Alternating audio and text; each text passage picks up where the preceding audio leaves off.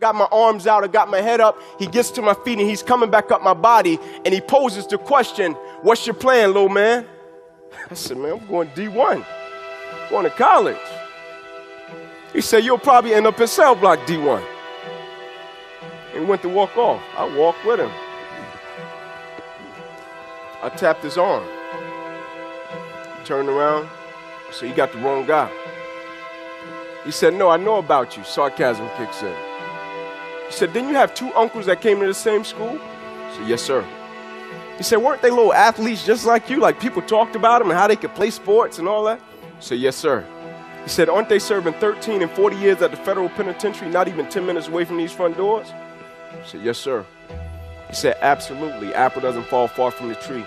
You'll probably end up in cell block D1. Walked off. I walked with him.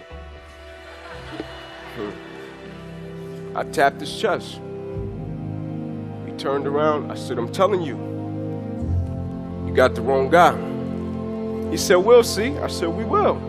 And I had this dream that, man, if I could just make it to the NFL, I could get my mother off of that double shift at Wendy's.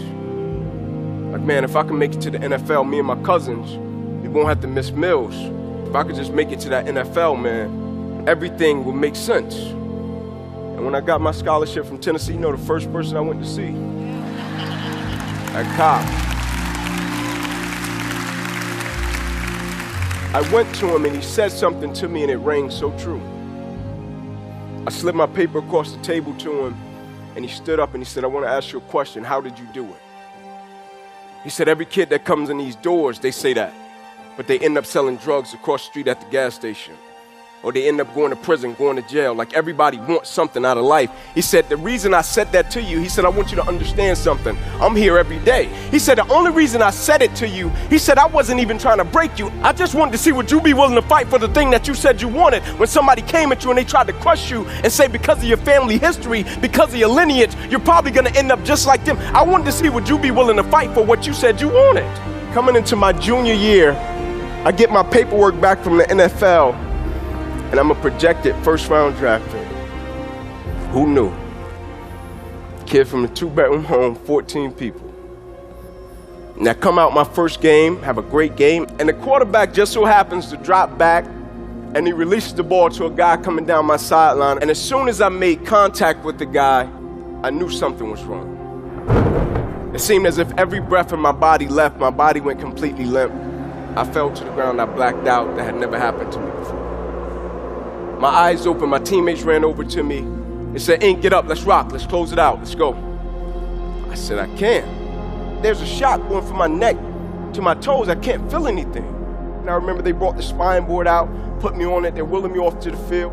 Doctors came running from the opposite side and the lead doctor says, guys, get in here, we gotta rush this kid back to emergency surgery, he's about to die. You ruptured a subclavian artery in your chest, you're bleeding internally. We don't take you back and perform surgery right now. He said, you won't be here in the morning. And the game of football on my scale of life was that big. The NFL, that big. And I'm like, man, Ink, was that it? Like, that's all you really wanted? Was a contract from the NFL? That was it? I was embarrassed. I just got up every day, went through drills, and man, I'm gonna make it to the NFL. That'll be it. No value, no substance, nothing. There's a quote that says, when do a person start to really live? When a person has encountered death. Now, I'd encountered death and I had survived it. And I guarantee you, it was literally as if somebody pulled the shades up on my life and they said, now you see life for what it's really worth. You thought it was about the NFL. Now you really see life for what it's really worth. Like I thought I was driven when I played sports, but man, every day I get up, that drive different. Like every single day, I get up to impact life. That is why I go at life with the drive, the dedication, and the commitment level that I do. And when adversity, opposition, and the thing that should have crushed me, I step back, I embrace it and say, life, that's all you got? This was your best shot? And I find it amazing, man, how in life, people say, man, I'm gonna do something. I'm on fire, I'm committed to it. But a change in circumstance a changing situation. I don't get what I thought I was gonna get. Now the mission that they once set out on to change the world or impact people, it means nothing to them. As long as what you do and what you're connected to serves a greater purpose than just yourself, son, you will always trample the opposition. You will always trample the adversity. You will always trample the challenges of life. One thing about it, character is not something that you're born with. Character is something that you get up every single day, you fight and you build it. And every single day, the process is happening constantly in life through opposition, through adversity, and through challenges. At the end of the day, it's about who we become, and it's about what we give. Go get it.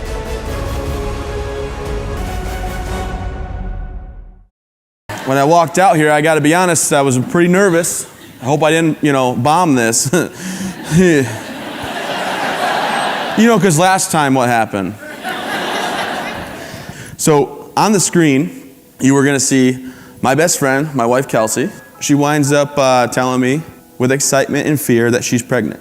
9 months go by and my daughter's born. And the reason I know that my wife is the best in the world is because when I looked at my wife and I said, what do you want to name her? You think Madison or Avery? She looked at me and said, no, we have to name her Chloe Lynn, don't we? And I said, we don't have to do that. Why would you even think that? And she said, because you idiot. You already got your ex-girlfriend's name tattooed on your arm. Yeah. So we named her after my ex-girlfriend. It's not true. It's not true. No, my ex-girlfriend's the devil, but it's on. So everything's going my way. I'm coming up with my third deployment. I gotta go over to Afghanistan for my third time. Started putting our stuff on like normal. As we're going over what we're gonna do, we're strapping our gear on. We go out with the minesweeper and we start sweeping the ground back and forth. Back and forth, nothing alarms us there's anything there. I take my backpack off and I set it on the ground. It hits the ground, and underneath it is a bomb. And it takes my right arm, right leg automatically. They rush me into surgery, right? We're gonna fast forward into the surgery here. And they cut my left leg off because it's already gone. And then 2 days later, they have to cut my left arm off because the skin and necrotized, so I'm a quadruple amputee. 3 days later, I arrived at Walter Reed in Bethesda, Maryland. My wife came up to me, right? And I saw her. When I finally got the chance to talk to her, I said, Kelsey, you don't have to do this. Take the house, take the cars, take whatever money we have saved up and go. This is not the life I would choose for you. And she thought about it, and she said, I was thinking that. Yeah. And then she came around and she said, you know what? Handicap parking sounds enticing. I'm gonna stay. But if you can imagine, she actually at 23 and I'm 25 and our daughter's 6 months old said, you know what? I'm gonna be here. We're gonna get through this together. So I'm at Walter Reed and I'm trying to recover. And I had to find motivation, but I find motivation in my wife and my daughter. And all of a sudden there's a brotherhood at Walter Reed. A robot walked into my room and the first thing out of this guy's mouth was, hey man, welcome to the club. I said, I don't want to be in your club. He said, kind of late now, don't you think? I said, oh, you got me there. And his name was Todd Nicely. He showed me that with hard work and determination, I could walk again. And two things went off. Number one, this guy showed me the way that I can get better. I can still be there for my family. And number two, he's a Marine. And if a Marine can do it with how dumb they are, So the things I wanted to accomplish, I wanted to be able to feed myself again. I wanted to be able to pick a fork up and put food in my mouth. You see, I couldn't do that for 5 weeks. At 5 weeks, I was out of my recovery stage enough where I was healed up and I could grab a fork. I also was tired of sitting in a wheelchair. I thought, you know what, I want to be able to walk again. So 7 weeks and 4 days into my recovery, I took my very first steps at Walter Reed. It was very painful. It was not easy. And as I was walking around the track, they said, you'll walk 1 lap today. And I went ahead and walked 3 laps that day. And when I got done, I sat down, took a breather, and realized this could be something that I do. Now the next thing, ladies and gentlemen, is my hand. And this thing's the coolest thing in the world. On the screen, you're gonna see the most important hand that I own, right there. It's not the one I'm wearing. No, that one. That one's called a Greifer. That hand is in a Crown Royal bag on the top shelf of my closet. Yeah, and nobody touches that hand because that hand closes 25 pounds of pressure. And you see my daughter is 7 years old.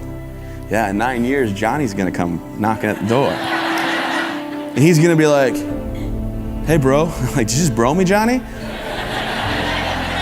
That's 25 pounds of pressure. He's like, oh dude, that hurts. Johnny, there's no strike 2 and 3. This is 2 and 3 right here. Crunch. I break his hand. I know, sad. He's like, let me go, let me go. I pull Johnny close. I don't let him go. No. I say, Johnny, guess what? I don't know what. No fingerprints, Johnny. Remember that, Johnny. When I got blown up and I was down and out and I was wondering why did this happen, I was embarrassed, I was angry, I was questioning, am I a bad person? Does God hate me? And the biggest question I honestly had, ladies and gentlemen, was why didn't I just die? Why did I live through this? And I found the answer in my family. And I found the answer in Todd Nicely, that corporal that came to see me that was retired from the Marine Corps, that told me I would be fine. So I decided I was going to talk to everybody I could that was at that hospital. And at Walter Reed, amputees are what you normally see.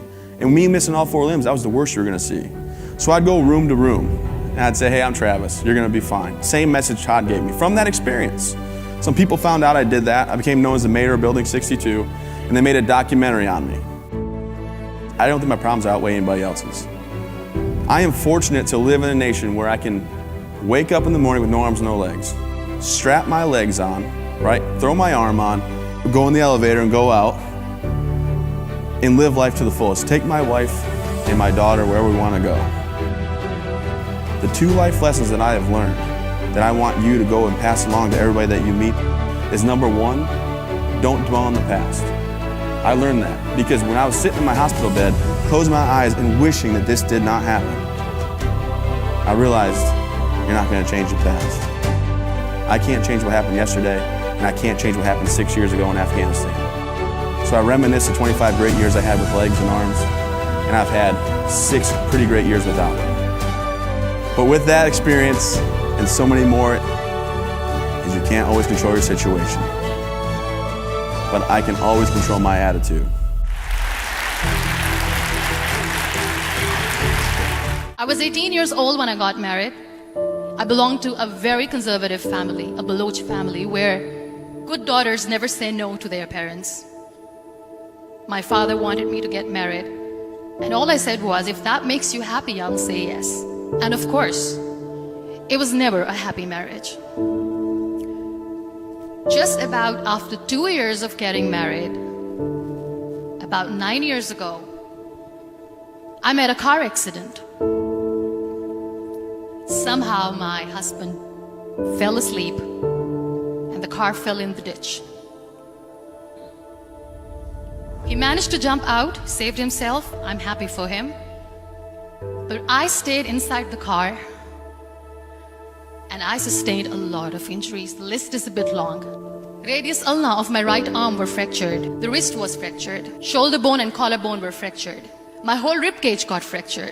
But that injury that changed me and my life completely was the spine injury. Many people came to rescue.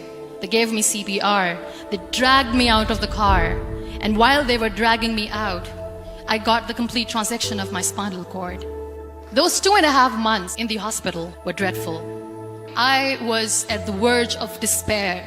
One day, doctor came to me and he said, well, I heard that you wanted to be an artist, but you ended up being a housewife. I have a bad news for you. You won't be able to paint again. Next day, doctor came to me and said, your spine injury is so bad, you won't be able to walk again. I took a deep breath and I said, it's all right. Next day, doctor came to me and said, because of your spine injury and the fixation that you have in your back, you won't be able to give birth to a child again. That day, I was devastated. I started to question my existence. Why am I even alive? So what kept me going was, one day I asked my brothers, I know I have a deformed hand, but I'm tired of looking at these white walls in the hospital and wearing these white scrubs. Bring me some colors, bring me some small canvas. I want to paint. So the very first painting I made was on my deathbed, where I painted for the very first time. What an amazing therapy it was. Without uttering a single word, I could paint my heart out. I could share my story. People used to come and say, what lovely painting. So much color. Nobody could see the grief in it. Only I could. And that day I decided that I'm going to live life for myself. I am not going to be that perfect person for someone. I am just going to take this moment and I will make it perfect for myself. That I'm going to fight my fears. So I wrote down one by one all those fears. And I decided that I'm going to overcome these fears one at a time. You know what was my biggest fear? Divorce. But the day I decided that this is nothing but my fear, I liberated myself by setting him free. And I made myself emotionally so strong that the day I got the news that he's getting married, I sent him a text that I'm so happy for you and I wish you all the best. And he knows that I pray for him today. Number 2 was, I won't be able to be a mother again. And that was quite devastating for me.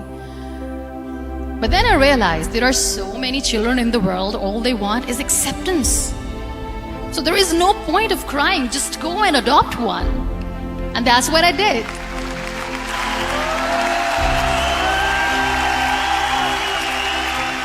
I gave my name in different organizations, different orphanages, and I waited patiently. 2 years later, I got this call from a very small city in Pakistan. I got a call and they said, "Are you Muniba Muzari? There is a baby boy and would you like to adopt?" I could literally feel the labor pain. I said, yes, I am going to adopt him. I am coming to take him home. And that day, I was 2 days old, and today he's 6. You know, when you end up being on the wheelchair, what's the most painful thing? People think that they will not be accepted by the people because we, in the world of perfect people, are imperfects. So I decided to appear more in public. I started to paint. I have done a lot of modeling campaigns. I decided that I'm going to join the national TV of Pakistan as an anchor person. I became the National Goodwill Ambassador for UN Women Pakistan, and now I speak for the rights of women, children. I was featured in BBC 100 Women for 2015. I'm one of the Forbes 30 under 30 for 2016.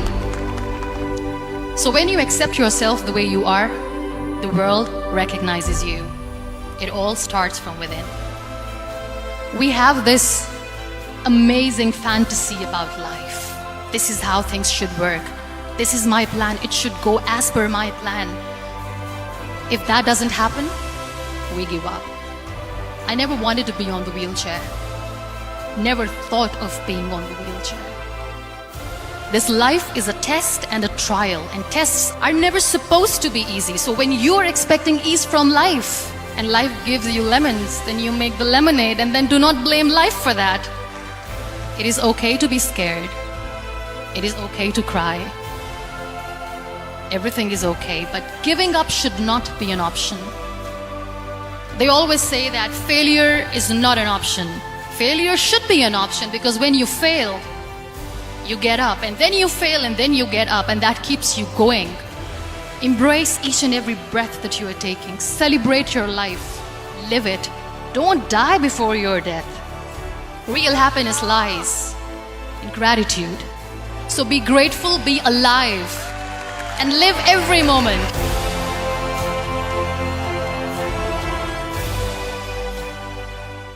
It still haunts me to this day. It was a shriek.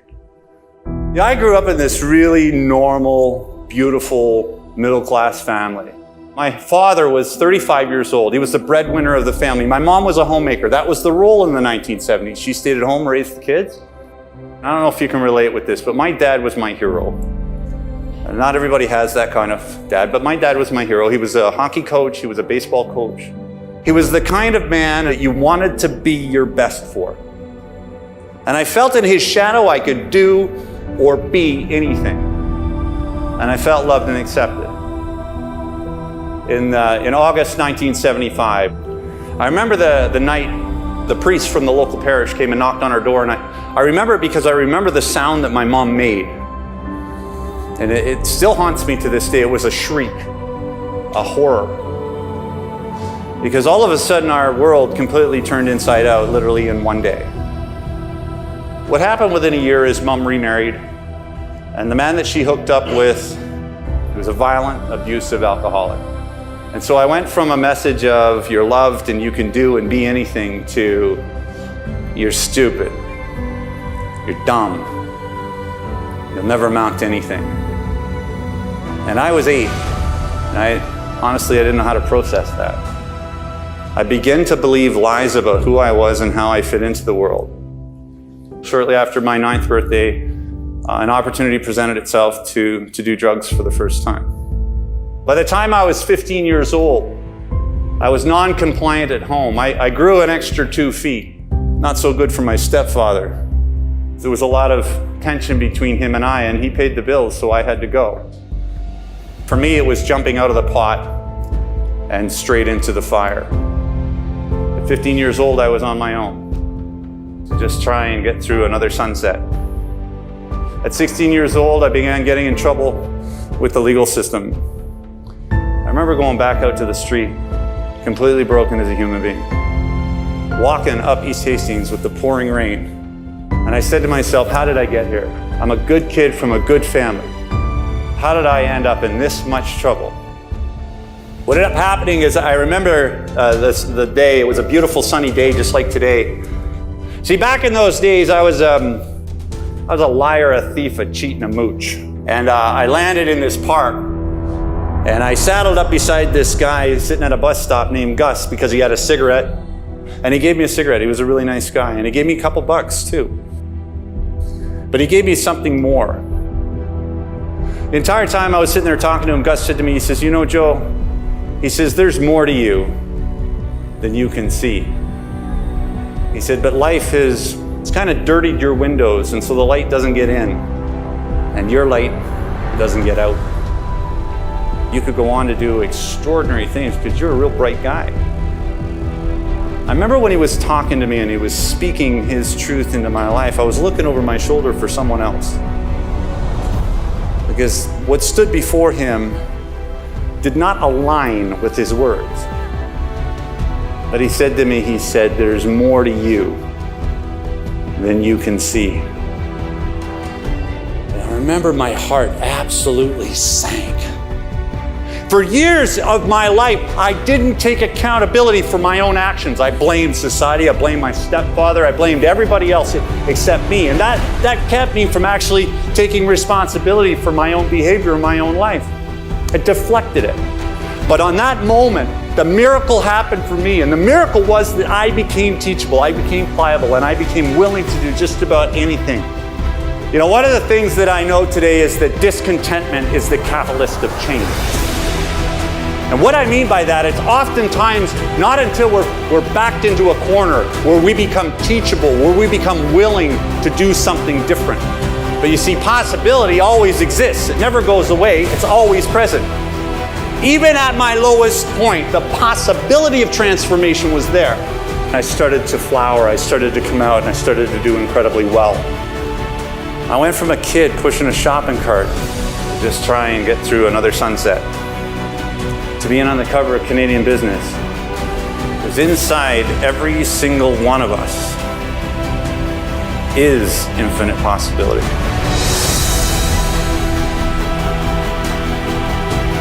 And she says the most offensive thing to me that you can say to a person of color in the United States of America. She asks me, were you born in this country? And I was immediately offended.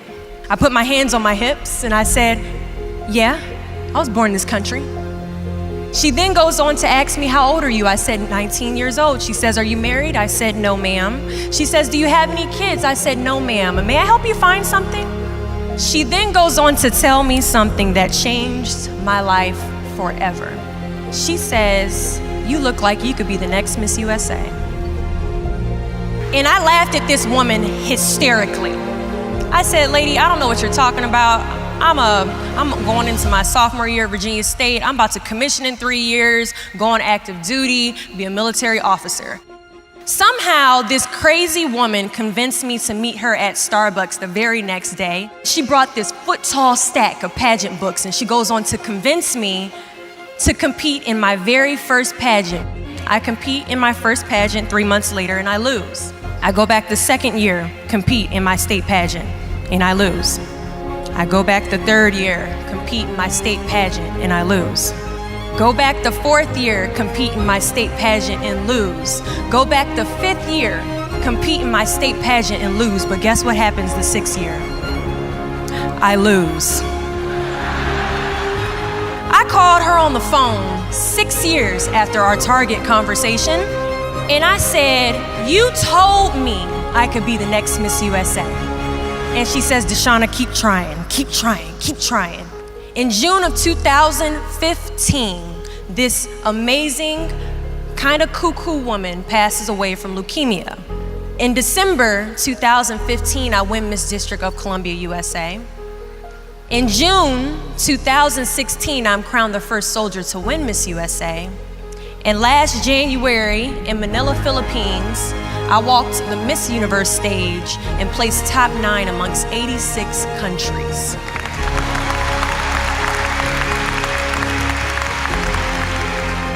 Do not fear failure, but please be terrified of regret. When you walk out this door into the real world, you will receive a lot of shut doors, a lot of turned down applications. You will hear way more no's than you hear yeses. Giving up is something I did a lot of growing up, and I don't think I really challenged myself to stick anything through until I joined the track team in middle school.